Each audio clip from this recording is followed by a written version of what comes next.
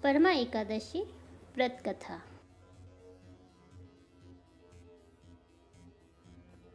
कांपिल्य नगरी में सुमेधा नाम का एक अत्यंत धर्मात्मा ब्राह्मण रहता था। उसकी स्त्री अत्यंत पवित्र तथा पतिव्रता थी। किसी पूर्व पाप के कारण वह दंपति अत्यंत दरिद्रता का जीवन व्यतीत कर रहे थे। ब्राह्मण को भिक्षा मांगने पर भी भिक्षा नहीं मिलती थी। उस ब्राह्मण की पत्नी वस्त्रों से रहित होते हुए भी अपने पति की सेवा करती थी तथा अतिथि को अन्न देकर स्वयं भूखी रह जाती थी और पति से कभी किसी वस्तु की मांग नहीं करती थी। दोनों पति पत्नी घोर निर्धनता का जीवन व्यतीत कर रहे थे। एक दिन ब्राह्मण अपनी स्त्री से बोला, हे प्रिय, जब मैं धनवानों से धन की याचना करता हूँ तो वह मुझे मना कर देते हैं। गृहस्थी धन के बिना नहीं चलती, इसलिए यदि तुम्हारी सहमति हो तो मैं परदेश जाकर कुछ काम करूं, क्योंकि विद्वानों ने कर्म की प्रशंसा की है। ब्राह्मण की पत्नी ने विनीत भाव से कहा, हे स्वामी, मैं आपकी दासी हूँ। पति अच्छा और बुरा जो कुछ भी कहे, पत्नी को वही करना चाहिए। मनुष्य को पूर्व जन्म में किए कर्मों का फल मिलता है। सुमेरु पर्वत पर रहते हुए भी मनुष्यों को बिना भाग के स्वर्ण नहीं मिलता। पूर्व जन्म में जो मनुष्य विद्या और भूमि दान करते हैं, उन्हें अगले जन्म में विद्या और भूमि की प्राप्ति होती है। ईश्वर ने भाग्य में जो कुछ लिखा है उसे टाला नहीं जा सकता। यदि कोई मनुष्य दान नहीं करता तो प्रभु उसे केवल अन्न ही देते हैं। इसलिए आपको इसी स्थान पर रहना चाहिए, क्योंकि मैं आपका बिछोह नहीं सह सकती। पति बिना स्त्री की माता, पिता, भाई, ससुर तथा संबंधी आदि सभी निंदा करते हैं। इसलिए हे स्वामी, कृपा करके आप कहीं न जाए। जो भाग्य में होगा वह यही प्राप्त हो जाएगा। स्त्री की सलाह मानकर ब्राह्मण परदेश नहीं गया।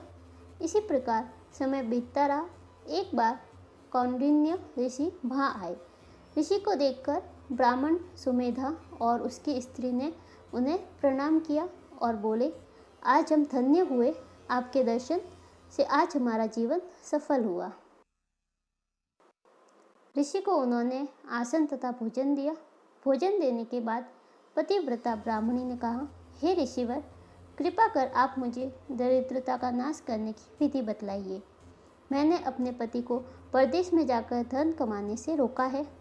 मेरे भाग्य से आप आ गए हैं। मुझे पूर्ण विश्वास है कि अब मेरी दरिद्रता शीघ्र ही नष्ट हो जाएगी। अतः आप हमारी दरिद्रता नष्ट करने के लिए कोई उपाय बताएं। ब्राह्मणी की बात सुन कौंडिन्य ऋषि बोले, हे ब्राह्मणी, मल मास की कृष्ण पक्ष की परमा एकादशी के व्रत से सभी पाप, दुख और दरिद्रता आदि नष्ट हो जाते हैं। जो मनुष्य इस व्रत को करता है वह धनवान हो जाता है। इस व्रत में नृत्य, गायन आदि सहित रात्रि जागरण करना चाहिए। तदुपरांत कौंडिन्य ऋषि ने उन्हें एकादशी व्रत का समस्त विधान कह सुनाया।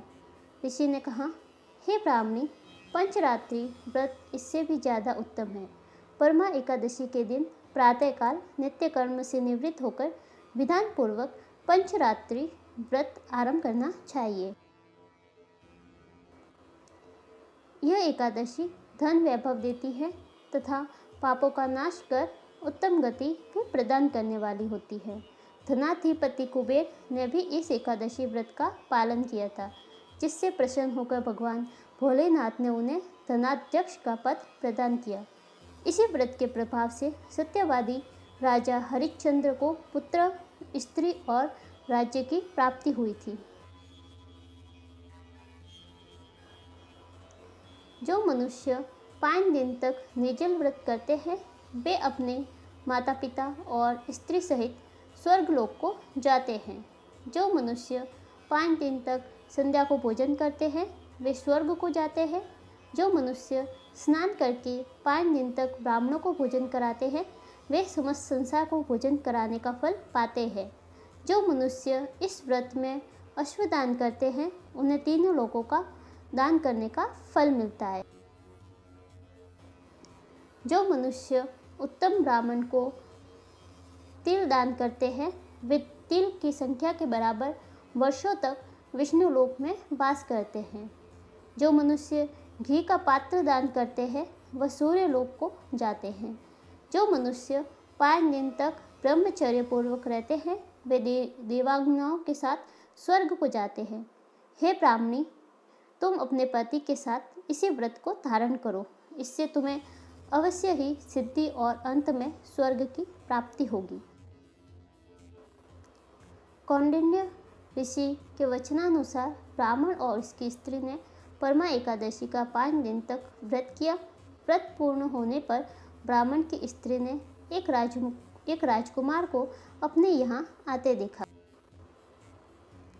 राजकुमार ने ब्रह्मा जी की प्रेरणा से एक उत्तम घर जो कि सब वस्तुओं से परिपूर्ण था उन्हें रहने के लिए दिया।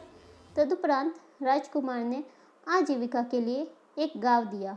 इस प्रकार ब्राह्मण और उसकी स्त्री की गरीबी दूर हो गई और पृथ्वी पर काफ़ी वर्षों तक सुख भोगने के पश्चात पति पत्नी श्री विष्णु के उत्तम लोक को प्रस्थान कर गए।